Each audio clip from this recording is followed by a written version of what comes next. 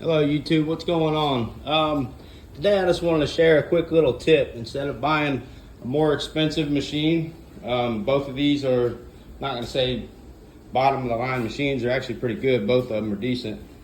But if you're not trying to spend thousands on a Miller or a Lincoln, an XMT or something like that, you can actually pick up this machine right here from Harbor Freight for about $315 out the door, and you can turn it into a TIG welder. Not only will it stick weld up to 1/2 inch with no issues, it will also stick TIG weld. All you have to do is reverse the polarity, swap your leads, and you know, you're going to take your positive, right?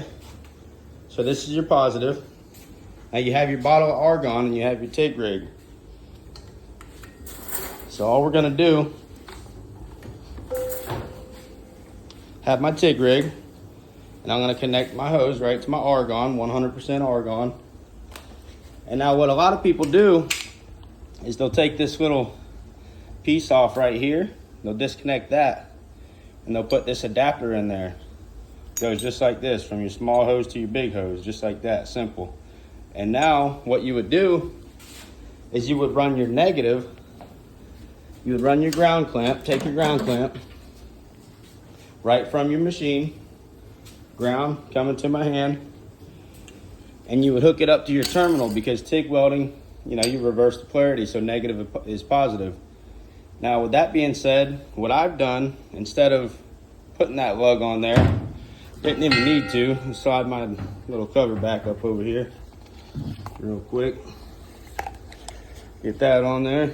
And what I'm doing, I'm going straight right there to my lead, negative to positive. Once again, electrode negative during TIG welding. And then right here, if you don't have another ground clamp, you can use your stinger. If you're working with thicker metal than this can grab, then what you can do is put that lug on there and put your stinger to that lug. That's probably why they made that lug, because your stinger is not going to be able to wrap around the lead right here. You know, it's about 1/2 inch or so, 5/8. So anyway, I've got 2 ground clamps, so I don't have to worry about it. But even if I didn't, I take this stinger and I put it on my negative. And then you turn your argon on and plug your welding machine in. You're ready to TIG weld, guys. Simple as that. Hope I made everything clear enough to understand.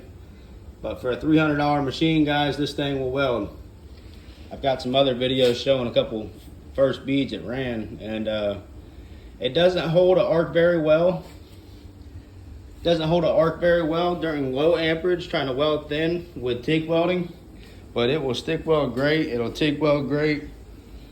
This is a pretty good machine as well, but for 800 bucks versus 300 bucks, you have less options, you know, a lot less options in this machine. But me, I'm a Boilermaker, scratch start, TIG.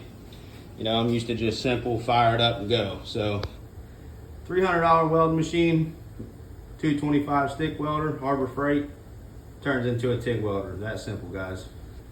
Plus a bottle of argon, a regulator, and you're good to go. Have a good evening, y'all. Hope you learned something.